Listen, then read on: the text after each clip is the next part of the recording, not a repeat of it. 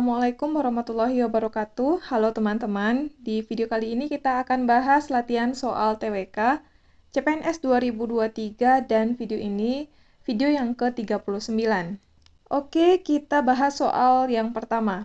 Ciri khas dari ideologi Pancasila adalah A. Keselarasan, keseimbangan, dan keserasian dalam setiap aspek kehidupan, B. Negara hukum, C. Penghargaan atas HAM, D. Reaksi terhadap liberalisme dan kapitalisme, E. Reaksi terhadap absolutisme.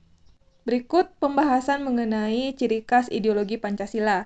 Yang pertama, demokrasi Pancasila dan menjadikannya sebagai hukum untuk menjunjung tinggi keadilan dan keberadaban individu dan masyarakat. Yang kedua, keberadaan negara untuk menjaga agar tidak terjadi monopoli dalam masyarakat, sumber daya alam yang menguasai hajat hidup orang banyak dimiliki negara. Yang ketiga, kebebasan memilih agama karena agama harus menjiwai kehidupan bermasyarakat, berbangsa, dan bernegara Indonesia. Yang keempat, individu diakui keberadaannya, masyarakat diakui keberadaannya. Individu akan memiliki arti jika hidup di dalam masyarakat. Dan yang kelima, keselarasan, keseimbangan, dan keserasian dalam setiap aspek kehidupan.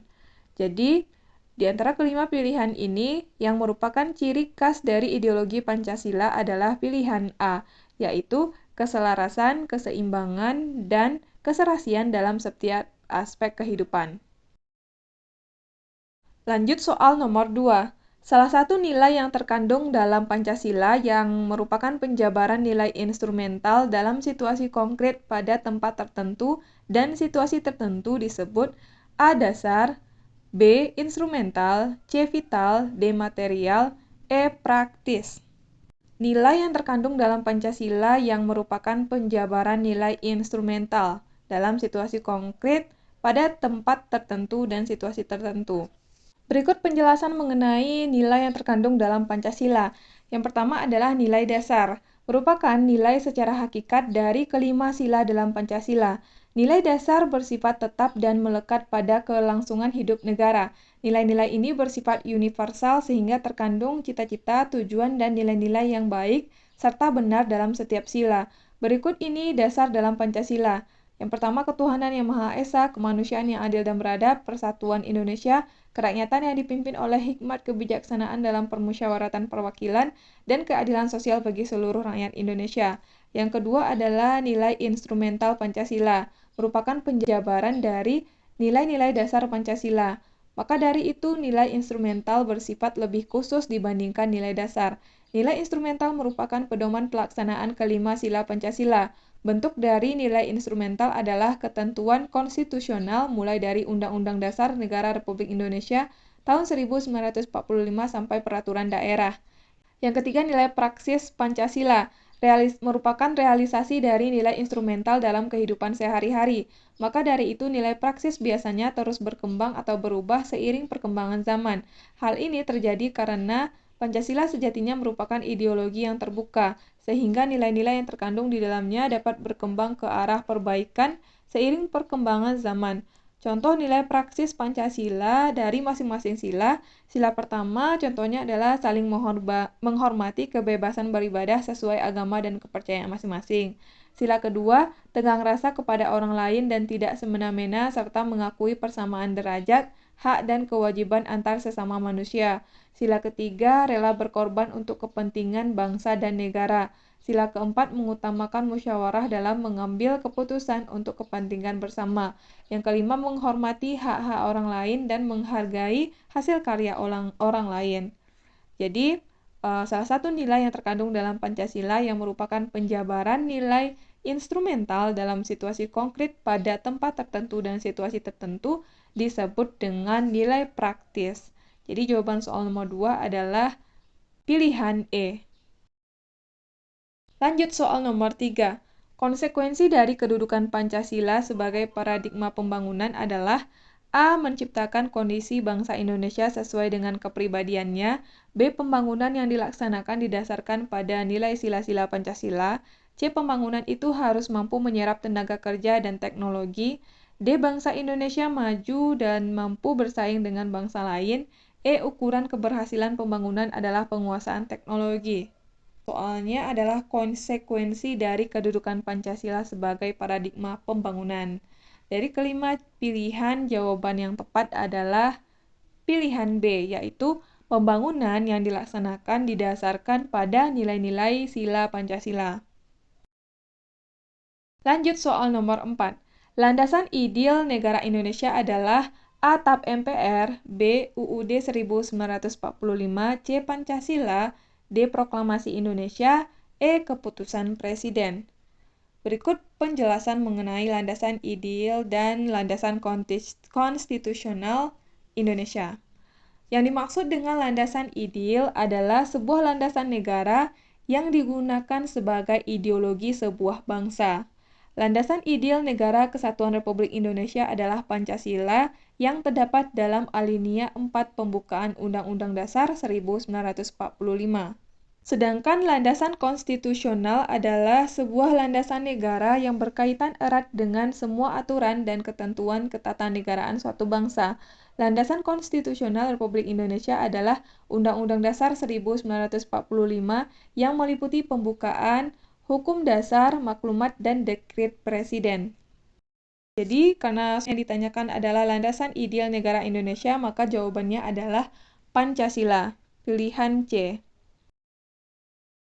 Lanjut soal nomor 5.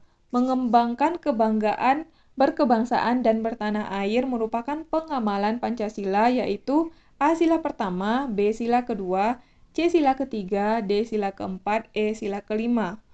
Mengembangkan kebanggaan berkebangsaan dan bertanah air merupakan pengamalan sila ketiga. Berikut pembahasan mengenai pengamalan nilai-nilai Pancasila, sila ketiga. Yang pertama, mampu menempatkan persatuan, kesatuan, serta kepentingan dan keselamatan bangsa dan negara sebagai kepentingan bersama di atas kepentingan pribadi serta golongan. Yang kedua, sanggup dan rela berkorban untuk kepentingan negara serta bangsa apabila diperlukan. Yang ketiga, mengembangkan rasa cinta kepada tanah air dan bangsa. Yang keempat, mengembangkan rasa kebanggaan, berkebangsaan, dan bertanah air Indonesia, sesuai dengan soal nomor 5. Selanjutnya, memelihara ketertiban dunia yang berdasarkan pada kemerdekaan, perdamaian abadi, serta keadilan sosial. Mengembangkan persatuan Indonesia atas dasar Bhinneka Tunggal Ika. Memajukan pergaulan demi persatuan dan kesatuan bangsa. Jadi, mengembangkan kebanggaan berkebangsaan dan bertanah air merupakan pengamalan Pancasila, yaitu sila ketiga. Jawabannya adalah pilihan C. Lanjut soal nomor 6. Yang menjadi kausa material dari Pancasila adalah A. PPKI, B. Piagam Jakarta, C. BPUPKI, D. Soekarno, E. Bangsa Indonesia. Berikut penjelasan atau pembahasan untuk soal nomor 6. Asal mula terbentuknya Pancasila bisa dipahami lewat 4 teori, yakni kausa materialis atau asal mula bahan, kausa formalis atau asal mula bentuk, kausa efisien atau asal mula karya, serta kausa finalis atau asal mula tujuan. Berikut 4 teori asal mula Pancasila beserta penjelasannya. Yang pertama adalah kausa materialis. Menurut Arianus Hareva dan Sodialman Daliwu dalam buku Teori Pendidikan Pancasila yang terintegrasi pendidikan anti korupsi pada tahun 2020, kausa materialis atau asal mula bahan berarti bangsa Indonesia merupakan asal muasal bahan pembentukan Pancasila. Lebih spesifiknya, nilai kebiasaan, kebudayaan, adat istiadat, serta agama dalam bangsa Indonesia dijadikan bahan dasar untuk penyusunan Pancasila. Bisa dikatakan Pancasila berasal dari kepribadian serta pandangan hidup bangsa Indonesia. Ya, kausa materialis ini yang ditanyakan pada soal nomor 6. Jadi jawabannya adalah bangsa Indonesia. Yang kedua adalah kausa formalis. Disebut juga asal mula bentuk atau bangun. Artinya, bagaimana Pancasila dirumuskan atau disusun, sebagaimana tercantum dalam pembukaan Undang-Undang Dasar 1945. Kausa formalis menjelaskan bagaimana awal mula Pancasila terbentuk atau terbangun. Dalam hal ini, Insinyur Soekarno dan Muhammad Hatta serta BPUPKI sangatlah berperan besar. Ketiga pihak ini menjadi tokoh utama dalam perumusan serta pembahasan susunan Pancasila, yang hingga saat ini terus digunakan bangsa Indonesia. Selanjutnya, kausa efisien. Mengutip dari buku Pendidikan Pancasila tahun 2010 karya Panji Setijo, kausa efisien disebut juga asal mula karya. Artinya bagaimana Pancasila dijadikan dasar filsafat negara. Dalam hal ini, PPKI menjadi asal mula karya Pancasila. PPKI sebagai pembentuk negara serta atas kuasa pembentuk negara akhirnya mengesahkan Pancasila menjadi dasar negara yang sah. Pengesahan ini dilakukan setelah adanya pembahasan dalam sidang BPUPKI dan Panitia 9. Yang keempat, kausa finalis, disebut juga asal mula tujuan. Pancasila dirumuskan serta dibahas dalam sidang pendiri negara. Tujuannya untuk menjadikan Pancasila sebagai dasar negara. Maka kausa finalis dari terbentuknya Pancasila adalah sebagai dasar negara. Insinyur Soekarno, Muhammad Hatta, anggota BPUPKI serta Panitia 9 merumuskan Pancasila sebagai dasar negara sebelum disahkan. Bisa dikatakan para pendiri negara tersebut merupakan kausa relasional karena merumuskan dasar filsafat negara Indonesia. Jadi berdasarkan soal nomor 6, karena yang ditanyakan yang menjadi kausa material dari Pancasila, maka jawabannya adalah pilihan E, yaitu bangsa Indonesia. Lanjut soal nomor 7. Nilai yang terkandung dalam Pancasila merupakan nilai-nilai yang tidak dapat diubah karena merupakan nilai A. praktis, B. jasmaniah, C. dasar, D. instrumental, E. rohaniah. Berikut penjelasannya. Nilai yang terkandung dalam Pancasila merupakan nilai-nilai yang tidak dapat diubah karena merupakan nilai dasar. Nilai-nilai ini terdapat dalam pembukaan Undang-Undang Dasar 1945 alinea keempat. Jadi, nilai yang terkandung dalam Pancasila merupakan nilai-nilai yang tidak dapat diubah karena merupakan nilai dasar. Jawabannya adalah pilihan C. Lanjut soal nomor 8. Pancasila adalah sumber nilai. Adapun nilai dalam Pancasila yang sifatnya abstrak dan umum sehingga memerlukan penafsiran ulang sesuai keadaan bangsa dan perkembangan zaman disebut nilai A. instrumental, B. praktis, C. dasar, D. dominan, E. mendarah daging. Sebelumnya kita juga udah bahas tentang nilai-nilai yang terkandung dalam Pancasila di nomor yang sebelumnya. Jadi di sini karena pertanyaannya adalah nilai dalam Pancasila yang sifatnya abstrak dan umum sehingga memerlukan penafsiran ulang sesuai keadaan bangsa dan perkembangan zaman, hasilnya atau jawabannya adalah nilai praktis. Coba kita fokuskan di bagian nilai praksis Pancasila. Adalah realisasi dari nilai instrumental dalam kehidupan sehari-hari. Maka dari itu, nilai praksis biasanya terus berkembang atau berubah seiring perkembangan zaman.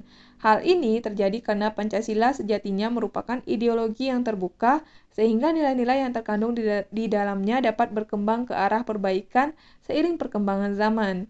Jadi, nilai dalam Pancasila yang sifatnya abstrak dan umum sehingga memerlukan penafsiran ulang sesuai keadaan bangsa dan perkembangan zaman disebut dengan nilai praktis. Jawabannya adalah pilihan B. Lanjut soal nomor 9. Suatu model atau pola berpikir sebagai upaya untuk melaksanakan perubahan yang direncanakan disebut A. rencana pembangunan, B. upaya pembangunan, C. paradigma pembangunan, D. strategi pembangunan, E. pola pembangunan. Suatu model atau pola berpikir sebagai upaya untuk melaksanakan perubahan yang direncanakan disebut dengan di antara kelima pilihan ini jawabannya adalah pilihan C, yaitu paradigma pembangunan. Jadi paradigma pembangunan adalah suatu model atau pola berpikir sebagai upaya untuk melaksanakan perubahan yang direncanakan. Lanjut soal nomor 10. BPUPKI diketuai oleh A. Rajiman Widyodiningrat, B. Soekarno, C. Muhammad Yamin, D. Mr. Supomo, E. Muhammad Hatta. Berikut pembahasannya.